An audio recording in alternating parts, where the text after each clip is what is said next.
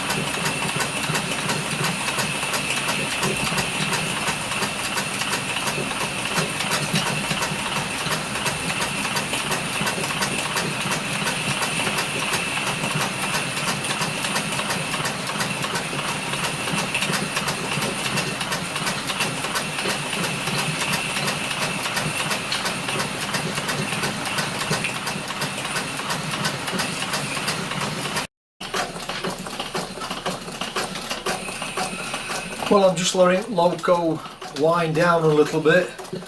I found the culprit, I think. It's this valve. The trouble is, you see, it's a bit of trial and error, things like this, isn't it? I had one or two people up at track saying to me when they saw me water flow from that valve, oh, there's enough water there. Then I had another few people saying it might be that there's not enough water flow. You know, and you get conflicting views from different people. And when you're just on a bit of a learning curve, sometimes it's hard to distinguish, you know, which way to go. I'm pretty sure everything's to do with that valve now, just not letting quite enough water through. I coupled it back up to the valve off camera and I tried again, and there's a fraction less water coming through, and that's making all the difference. So I think I found my culprit. So what I'm going to do then, I'm either going to take this valve off and see if I can modify it in any way, and if not, I'll forget the water to my tanks, from my tanks, and I'll just put a single valve on straight from the tender, I think. Anyway, if you found that useful, interesting, enjoyable, give me a thumbs up and a subscribe, and I'll catch you on the next video when I've rearranged everything probably, and then we'll give it another try. So thanks for watching then, bye for now.